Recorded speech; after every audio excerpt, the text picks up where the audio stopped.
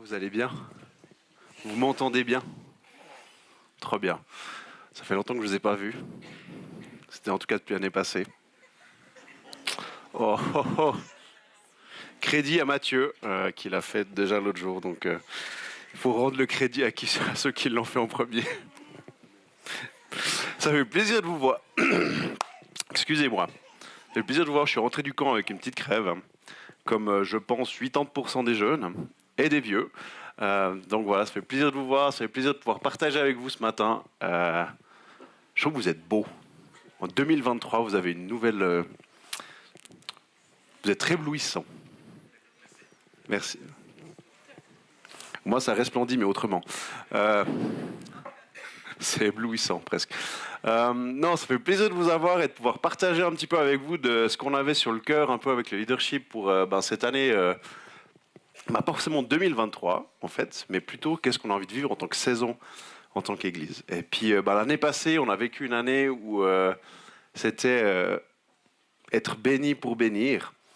Et puis on sent que ça a fait un peu son impact, puis on veut continuer à aller plus loin, et on sentait que Dieu voulait ramener un peu sur nos bases qu'on avait en fait en tant que les cubes.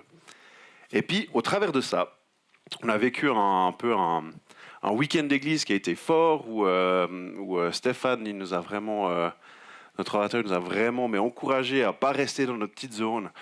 Pour ceux qui étaient là, il a créé l'église un peu un cercle.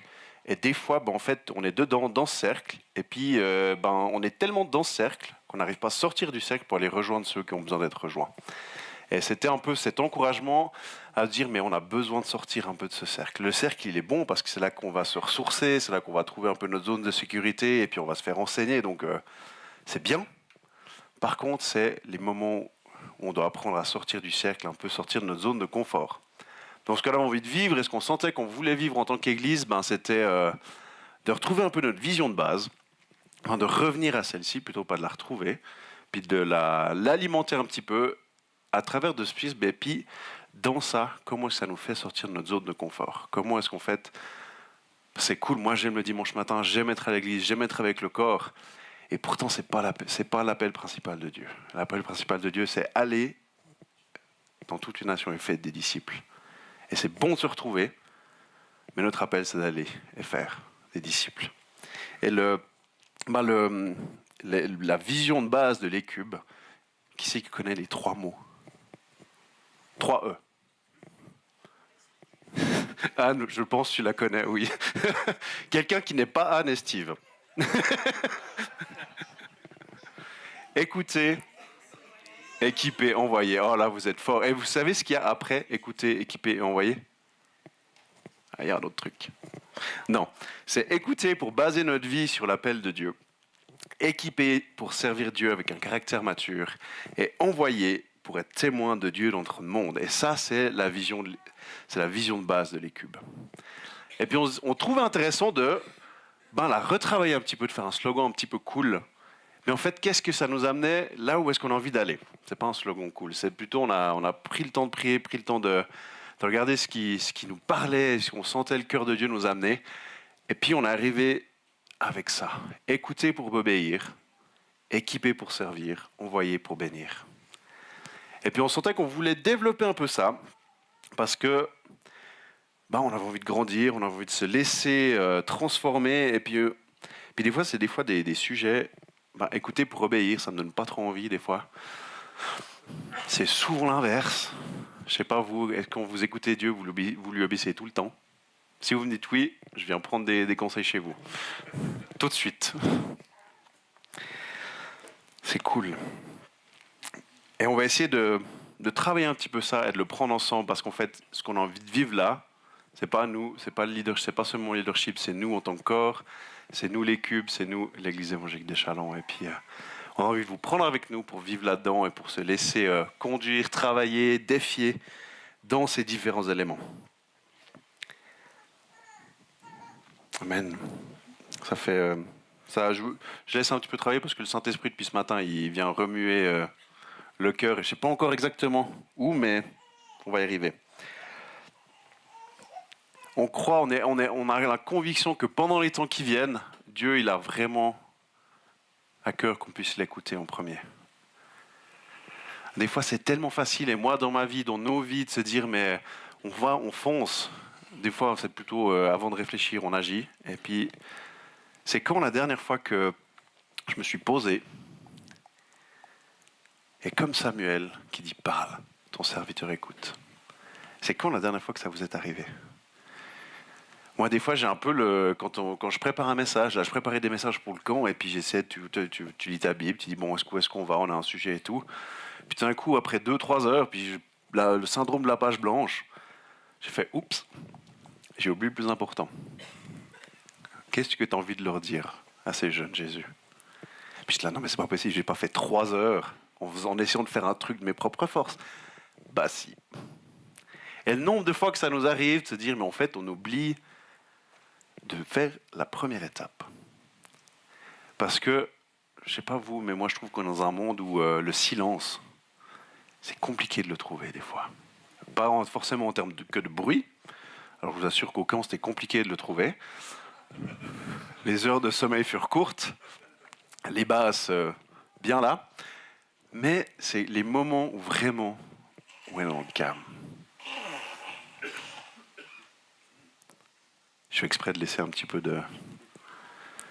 Parce que des fois, dans ces moments où il n'y a pas un bruit, il n'y a pas un son, on se sent un peu bizarre. Un, deux. On se sent un peu bizarre. On est là, mais...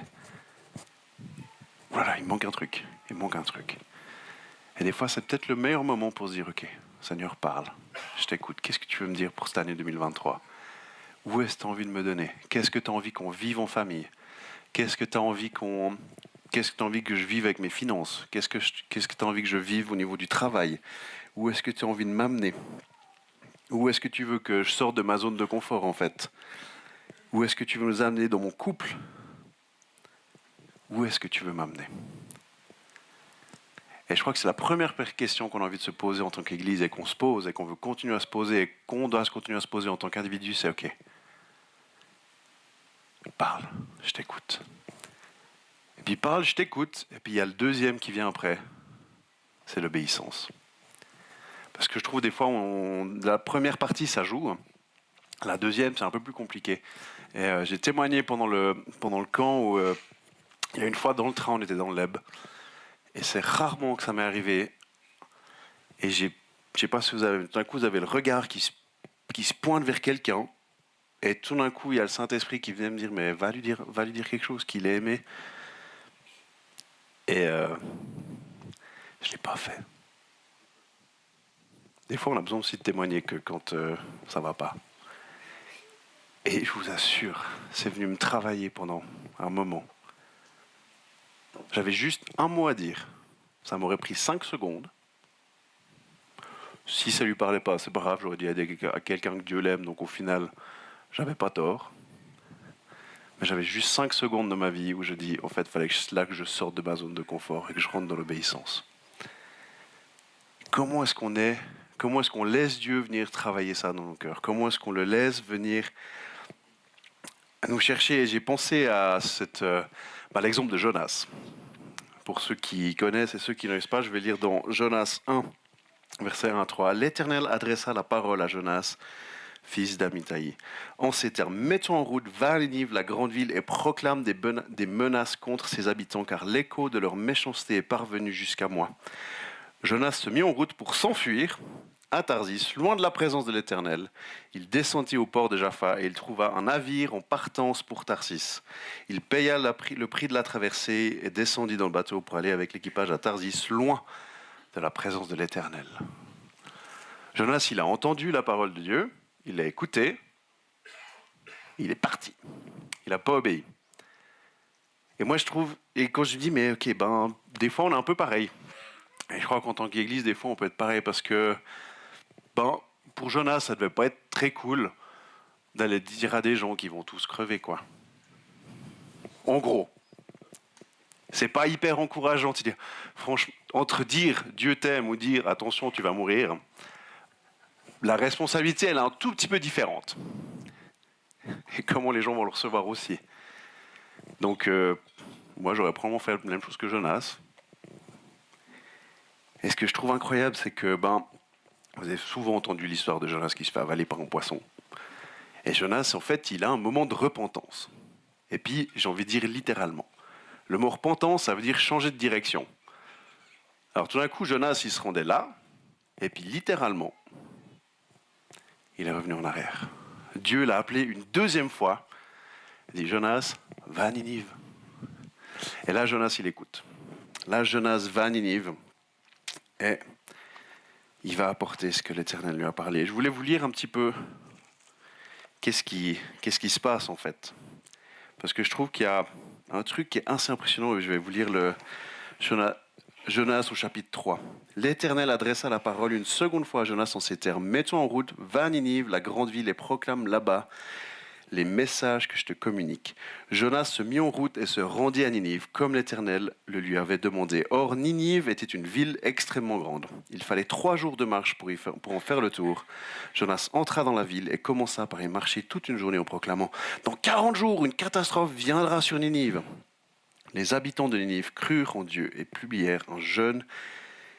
Et quelle fut leur condition sociale? Ils revêtirent des habits de toile de sac. Le roi de Ninive, informé de la chose, se leva de son trône, enleva son manteau royal, se couvrit d'un habit de toile de sac et s'assit sur de la cendre.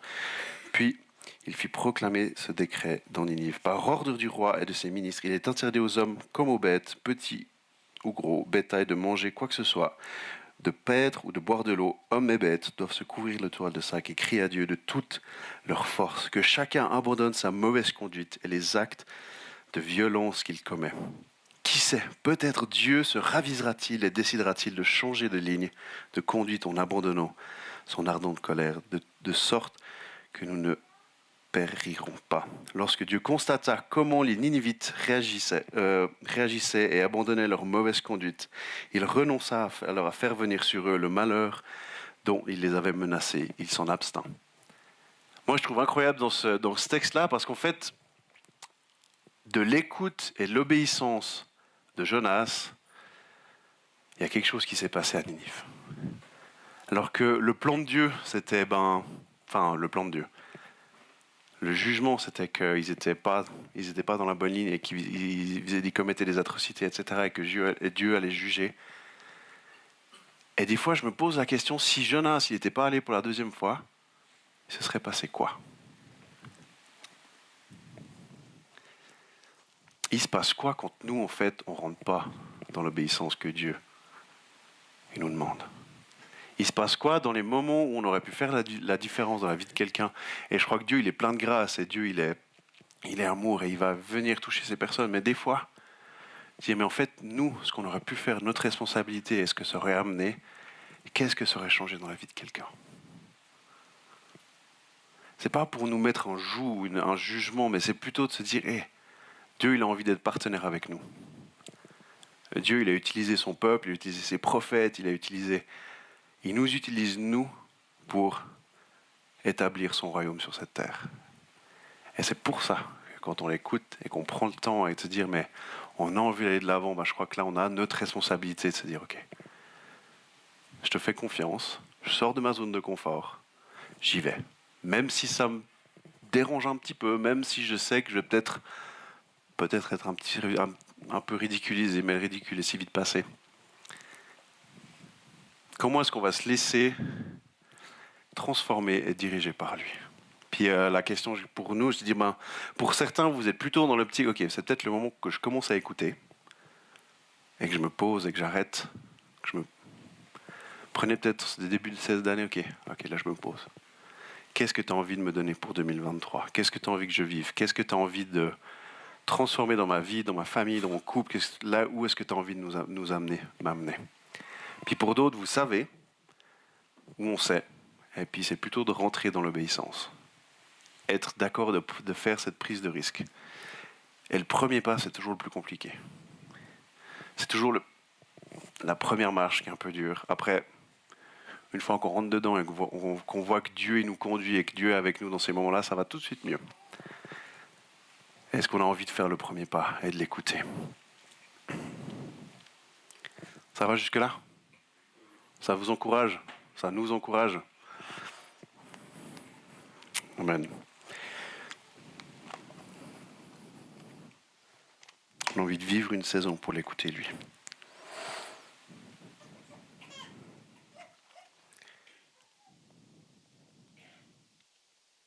Équipé pour servir. On avait envie de reprendre ces termes, puis en fait, je crois que Dieu nous équipe. Puis moi, j'aime bien l'Église parce que l'Église, c'est un corps. Il y a des mains, il y a des pieds, il y a des articulations, il y a des genoux, il y a des poignets, il y a des doigts. Vous êtes quoi? Mathieu, t'es des yeux? Peut-être. C'est vrai. Mais qu'est-ce que vous êtes dans le corps? Et moi, j'aime bien parce que dans cette notion du corps, c'est qu'en fait, dans 1 Corinthiens 12, Paul, en fait, il nous encourage à dire, mais en fait, on a chacun sa particularité et on a chacun son utilisation, chacun est utile. Et le corps, il ne fonctionne pas s'il manque un membre. Ou il y a un truc qui ne joue pas. Et ce que j'avais envie de dire, mais en fait, Dieu, ce qu'on a envie de vivre, c'est de rentrer pas dans une société de consommation. L'Église, on ne vient pas ici pour consommer, quoi. On a envie de vivre l'Église, on a envie de vivre le corps. C'est pour servir. Et moi, j'aime trop ce passage, et je voulais pas faire du lavage de pieds, mais j'aime trop le passage dans Jean où Jésus, il prend le temps de laver le pied de ses disciples. Et puis Pierre, il dit non, non, pas moi, pas moi, pas moi, pas moi. Non, mais comment oserais-je me faire laver les pieds par Jésus? Et Jésus, il dit, mais si tu me laisses pas faire ça, tu n'auras aucune part avec moi. Pierre, il a, ok, c'est bon, vas-y. Les pieds, les jambes, la tête, tout ce que tu veux, je suis là. C'est ça. Mais vraiment, ce que Jésus est en train de faire là, il dit, mais en fait, ce que je fais pour vous, faites-le pour les autres. Jésus était en train de donner un exemple. Il dit, maintenant, moi, je suis venu, je vous ai servi. Et comment est-ce que vous voulez servir les uns les autres maintenant?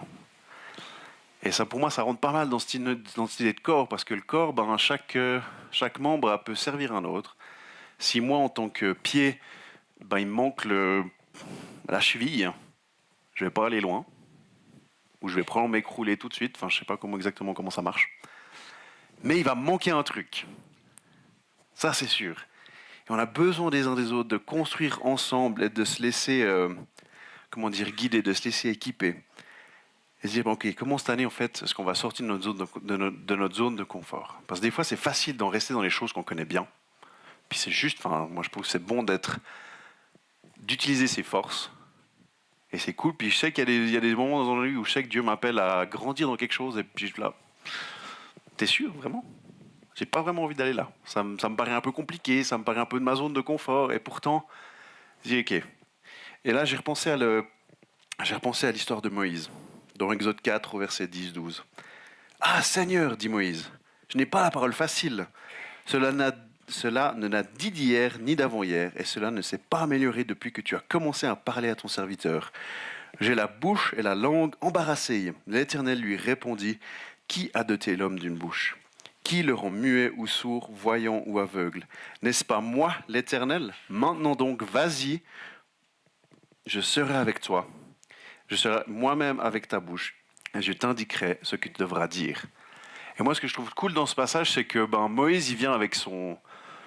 Je ne sais pas si on peut dire une infirmité, mais il vient avec un truc où on sait qu'il avait un problème au niveau de la parole, qu'il n'était pas hyper à l'aise. Et Dieu, il lui dit, attends, moi je vais utiliser toi, le gars qui n'arrive pas à parler, pour parler aux millions qui sont des Israélites qui sont en Égypte.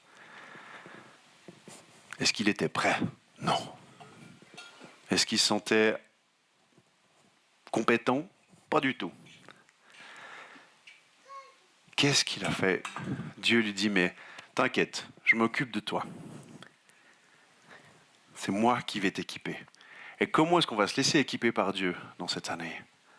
Comment on va se laisser toucher par lui, dire que là peut-être qu'il y a un endroit où il faut grandir. Et je crois que c'est vraiment le but qu'on avait aussi avec ces soirées grandir qu'on a commencé le semestre passé sur les finances, sur la sexualité, et puis on va encore d'autres sujets qui vont venir. C'est vraiment de se dire, ok, comment est-ce qu'on va être équipé dans certains sujets pratiques pour en fait servir au mieux? Déjà nous, en famille, mais aussi ceux qui sont autour de nous. Comme on l'a dit avant, la vision de l'Église, c'est équiper pour servir Dieu avec un caractère mature. Et le terme mature dans le dictionnaire, ça veut dire parvenu au terme de son développement. Ben moi, je trouve que c'est pas tout à fait ça que ce qu'on a envie de vivre, en termes de maturité, parce que on n'est jamais arrivé à terme. On continue de grandir, on continue. Et c'est pas se dire que, purée, je suis nul et je suis horrible et je suis pas du tout arrivé, mais vous savez, cette tension entre je suis content de là où je suis, et je me dis, j'ai fait du chemin, et c'est ok, maintenant on va aller plus loin.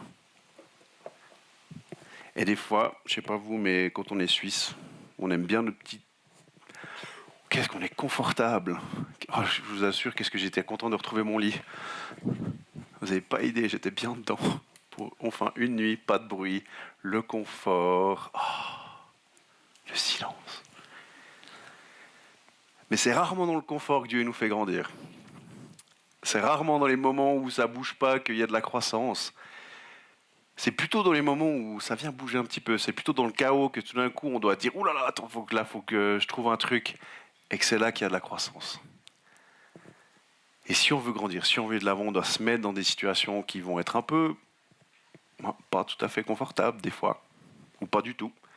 C'est ok, ben Dieu, je sais que tu me mets là-dedans parce que tu as envie de me faire grandir. Est-ce que pour moi, les trucs, dis-moi, ok, la maturité pour moi, c'est d'avoir un cœur disposé. C'est d'avoir un cœur qui est prêt à se remettre en question. C'est une soif d'aller de l'avant. Et des fois, la maturité, c'est de retrouver notre cœur simple d'enfant. Je trouve que Jésus le dit, mais soyez comme ces enfants. Car pour le royaume de Dieu leur appartient. Et des fois, on a retrouvé cette simplicité. Même si c'est bon d'être adulte et de pouvoir réfléchir et de pouvoir, des fois, poser des trucs, des fois, on réfléchit un peu trop, souvent. Et Dieu il nous dit, ok, la maturité, c'est peut-être des fois de juste retrouver l'émerveillement dans les choses les plus simples. Et de dire, ok, cette foi simple, ok, je te fais confiance, j'y vais. Je sais pas si vous avez vu, mais des fois, il court dans un mur. Puis tu dis, mais il est malade. Qu'est-ce qu'il va aller faire là? Puis il s'en fout, il y va. Il va se mettre dedans, il va pleurer 2 minutes, puis après, c'est bon. Puis des fois, je me demande des fois si on n'est pas appelé, pas forcément à courir dans un mur, parce qu'on sait où est le mur, généralement, mais avoir cette même audace dans notre maturité avec lui. Et du coup, un encouragement pour cette année, c'est de se dire, bon, comment est-ce qu'on va être équipé? Comment est-ce que je vais me laisser équiper? Et c'est où que j'ai envie de grandir? Et c'est une question qu'on peut se poser. Puis je vais laisser un petit peu de temps à la presse, dire, ok, pour que chacun puisse prendre un temps d'introspective et puis noter, de se dire, ok, ben là, on a envie d'y aller. Et puis, personnellement et en tant qu'Église, on a envie d'y aller.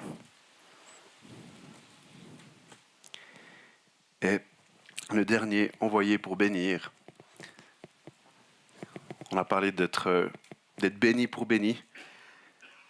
Puis là, je crois que Dieu veut continuer à nous envoyer pour bénir. Et la vision de l'Église, c'est envoyer pour être témoin de Dieu dans notre monde. Et puis ça, c'est l'appel de l'Église, c'est l'appel individuel que Dieu donne à chacun d'entre nous. Et si vous ne savez pas quel est l'appel de Dieu sur vos vies, vous avez ça, vous pouvez vous poser dessus. Et je crois que Dieu a envie de nous donner un appel individuel aussi pour chacune de nos vies. Mais ça ne change pas. Dieu nous a envoyés pour être une bénédiction. C'est vraiment l'étape suivante. D'abord, on l'écoute, on dit « Ok, c'est où tu veux que j'aille? Comment est-ce que tu veux m'appeler ?» Ensuite, on se fait équiper. C'est comment que tu veux m'équiper? Qu'est-ce que je vais mettre en place pour m'équiper aussi? Il y a aussi une responsabilité personnelle. Et troisièmement, c'est vraiment la phase, j'ai envie de dire, la plus compliquée. Envoie-moi. Et ça me fait penser toujours... ça fait toujours penser à Ésaïe parle. Enfin, je suis là. Envoie-moi. Je suis là. Envoie-moi. Et je crois qu'on veut vivre et qu'on a envie et on sent que Dieu nous appelle, il continue à nous appeler dans cette région des Chalands, cette région de Gros-de-Vaud, pour porter une différence. Puis c'est quoi ce qu'on va mettre en place individuellement en tant que corps pour faire en fait une différence, pour être une bénédiction autour de nous, parce que des fois, on est plus une bénédiction qu'autre chose. Dans comment on est, des fois dans nos paroles, des fois dans nos gestes et dans nos intransigeances. Comment est-ce qu'en fait, dans notre caractère, dans notre vie, dans notre témoignage, on va être une bénédiction autour de nous. sais pas, je pense que je suis en train de réfléchir à plein de trucs. Je me dis, mais tiens, est-ce qu'il n'y aurait pas... je suis en train de penser pour l'année prochaine dans cette idée que l'Église se tourne de plus en plus sur l'extérieur. Comment est-ce que l'année prochaine, on va vivre un Noël, on aura plus de place qu'ici, parce qu'on a envie d'inviter les gens.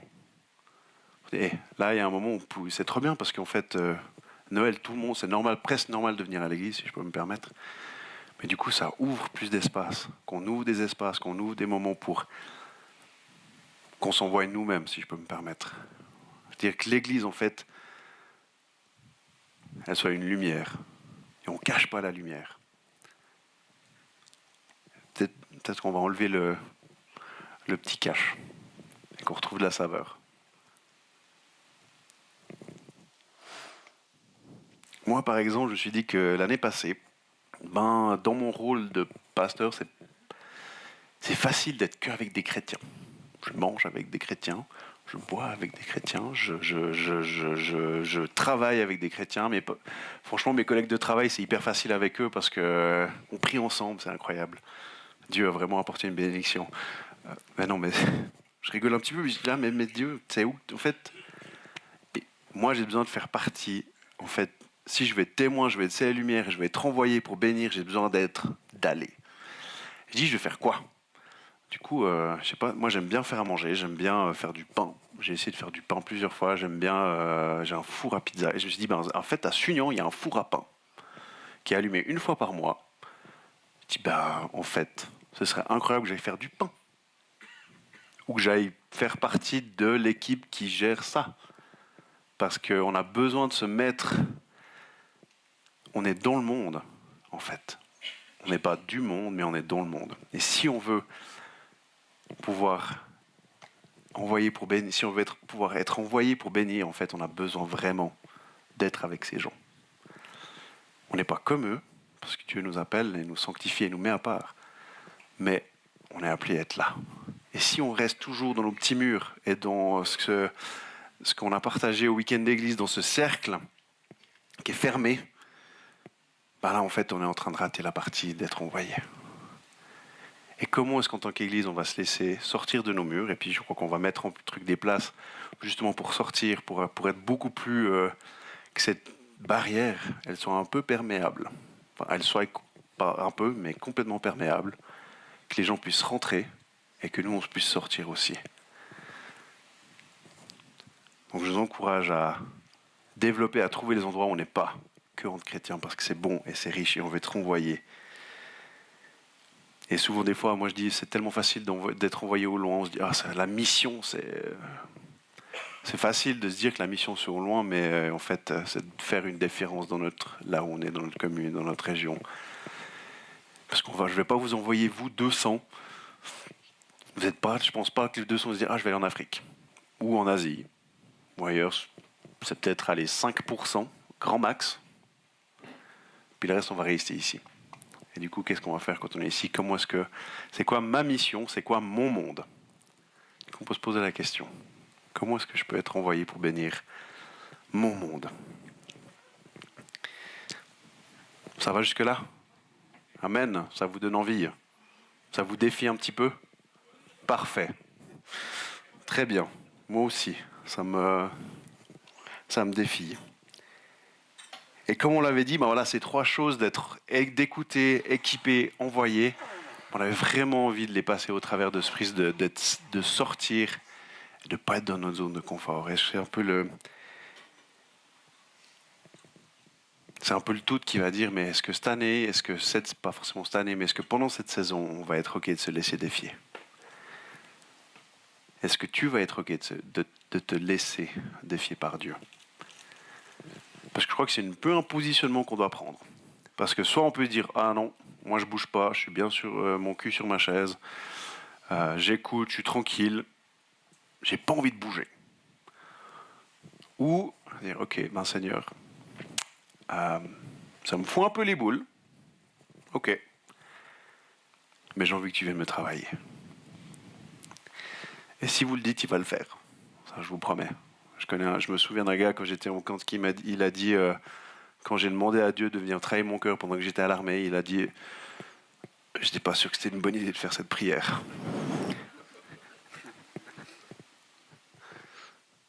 Parce que vous demandez comment vous positionnez. Dieu va l'utiliser, va nous utiliser.